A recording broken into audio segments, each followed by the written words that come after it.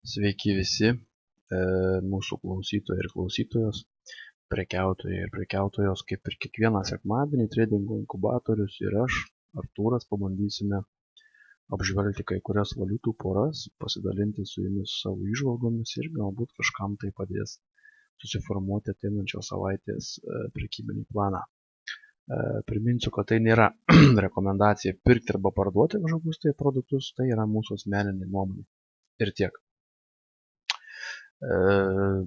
Praeitą savaitę minėjau, kad reikėtų truputėlį būti atsargesniems prieš mėnesio galą, nes tenai susidarinėja įvairiausi didieji žaidėjai.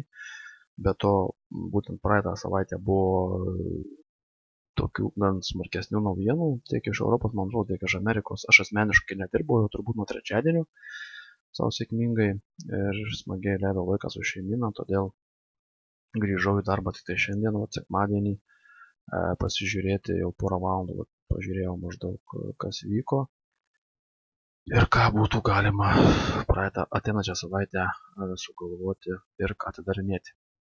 Kadangi beveik esu viską uždaręs, tiesą sakant, viskas yra uždaryta, tik tai senais viena turbūt išmušus bus stop losas vienos sąskaitoj, tai tą patikrinsiu pirmadienį. Taigi pradėsiu nuo euro ir USD poros. Prieš tai savaitę kalbėjau apie pardavimus, aišku, jie ten pasiteisino, bet paskui buvo, matom, penktadienį išpirkta visa žvakė. Svarbiausias man dalykas atrodo, kad buvo pasiektas 1.3400 lygis, jisai patikrintas ir grįžo. Tai jeigu jį patikrino iš tikrųjų, tai manau, kad jį dar kartelį norės tikrinti, todėl aš dėl to nelabai bijau. Kodėl orientuojuosi tik tais į pardavimus šiuo atveju ir toliau, nors ir tokia pati žvakė, ta prasme, tokia žvakė, kuri rodo lygtais iš pirkimus, tai pažiūrėkit, kad tokių žvakių buvo pasitaikę, kadangi trendas yra šiuo atveju krentantis, tai visiškai ignoruoti neįmanoma, nes tikrai galima sulaukti korekcijos. Atsiprašau, galima sulaukti korekcijos ir gal net didesnės korekcijos, bet mano visas mano stebėjimas yra tik tais pardavimų. Todėl, kad jau matom 50 Fibonacci lygis irgi buvo pramuštas, prieš tai savaitę buvo pramuštas, greičiausiai bus kažkoks patikrinimas ir važiuojam toliau. Aišku, jisai gali būti ir didesnis tas atšaukimas, bet aš vis tiek bet kokiu atveju orientuojuosi tik tais į pardavimus. Pardavimus prie viso to, ką čia dabar apžvalgiau technikoje, mane vis dar palaiko tai, kad jau ir prieš tai kalbėjau, kad didieji tie spekuliantai, kurie prekiauja ateities sandoriais valiutų poromis, matom, kad jie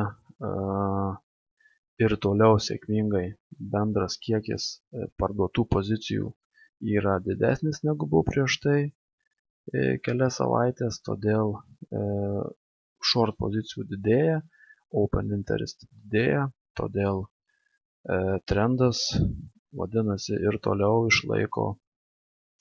išlaiko kritimą. Aš čia pažymėjau kilimą dėl to, kad čia visą laiką buvo aukštesnis ir didesnis open interest, jisai visą laiką augo. O euras USD, matom, jisai ir čia aš jį pasižymėjęs kaip krentančią valiutą. Porą, atsiprašau. Tai apie eurą tiek. GBP, Japonijos jena. Čia, kaip ir sakiau, sugaudė mano stopus. Pirkimai buvo atidaryti, sugaudyti stopai ir šitą valiutų porą metu lauk kažkuriam tai laikui, nors čia galimas variantas ir su tokiu dalyku įsivaizduoju. Aišku, jeigu kažkur kaina užsidarinės čia dieną arba dvi, greičiausiai orientuosimės irgi į pardavimus, nors dabar aš jau nelysiu prie jos, nes iš tikrųjų jau suklaidintas esu, kadangi to tęstinumo nebuvo nuo šitos vietos, tai dabar aš jau nežinau, kada jisai gali būti. Toliau, kas yra Australas, euras ir Australijos doleris, tai pažiūrėkim, kaip buvo iš tikrųjų pakankamai gražiai tos vietos, ta vieta ir ta vieta. Jūs puikiai žinot iš mūsų praeitų video, kad mes čia jau pardavinėjom ir ne pirmą savaitę šitą valiutų porą. Dabar matėm nemažą korekciją, na nemažą, tai tokia atitinkamai nemažą. Matom, kad nuo tos trendinės linijos, kuri pirmai pažymėjo tuos 2 taškus, gali būti, kad jinai ties šita vieta sustos ir vėl toliau važiuos į apačią. Taigi šį čia taip pat žiūriu tik tais pardavimo pozicijas, galvosiu. Ir tik tais pardavimo. Tai šitas, matom, pasiektas šiam vienas dar nebuvo. Na, tiksliau buvo, gal čia per porą punktų nepasiektas. Tai greičiausiai važiuosim į apačią, nors gali būti ir į viršų dar kažkiek tais, bet atidarinėsiu vis tiek pozicijas čia, stop lossus dėsiu po 76 Fibonacci.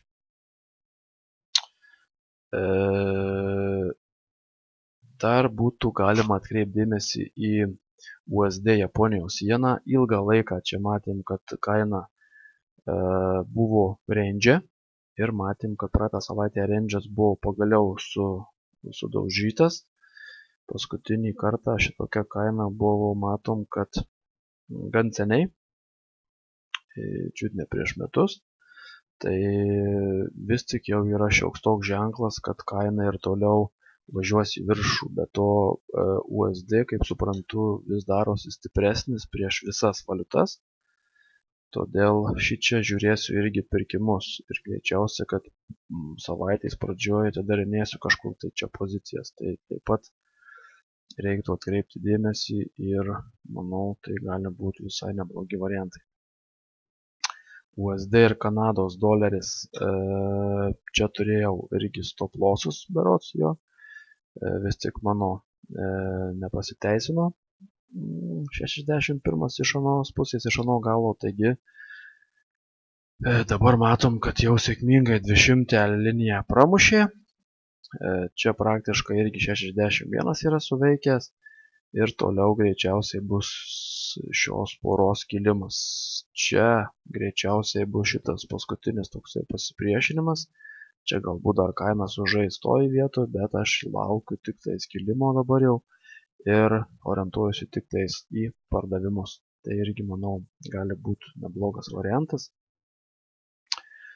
Čia buvo USD Kanados doleris, o čia dabar bus Australijos doleris ir USD. Čia suveikia aiškiai, suveikęs 76, nors dar prieš savaitę ar prieš 2 berods aš galvojau apie pirkimus, dabar jau nebegalvoju, nes 61 iš anos pusės, matom, jau yra pramuštas, greičiausiai patvirtins ir važiuos toliau, nors su šita pora dabar gali būti aišku ir tokio dydžio, tarkim, kanalas. Tai čia iš tikrųjų nežinau, bet greičiausiai žiūrėti reikia pardavimų, nepirkimų, nes matom, kad jau čia tikrai stipru buvo tiek laiko, čia buvo tiek laiko stipru ir tą stiprumą, padidinsiu truputėlį, tą stiprumą praeitą savaitę matom sulaužė sėkmingai. Čia tas toksai buvo lygis įkyrus ir tas lygis matom pramuštas, greičiausiai bus patvirtintas, sutaps su 61 lygio patvirtinimu ir važiuosim greičiausiai apačiai. Tai šitoj poroj irgi žiūrinėsiu tik tais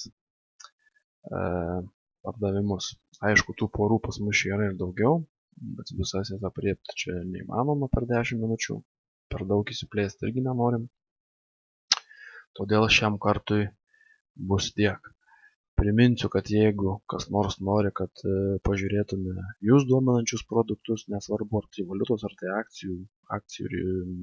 akcijos, ar kažkas panašaus, galite bet kada mums parašyti po mūsų video ar komentaruose kažkur, kur bus šitas video įdėtas.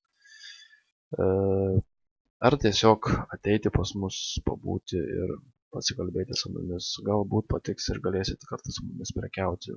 Kaip ir minėjau, jau įsikėlėme į naujas patalpas, aišku, jos yra tam pačiam toj pačioj vietoje, tik tais yra ne B, o A korpusas, Konstitucijos prospektas 23, čia pas mus yra ir visi laukiami, visi kviečiami, bet kokiu atveju, kuo daugiau galvų, tuo daugiau idėjų, tuo daugiau informacijos, kiek jų ir tuo lengviau yra tobulėti. Taigi, šiam kartui tiek ir susimatysim greičiausiai kitą savaitę ar galbūt anksčiau. Taigi tiek ir viso.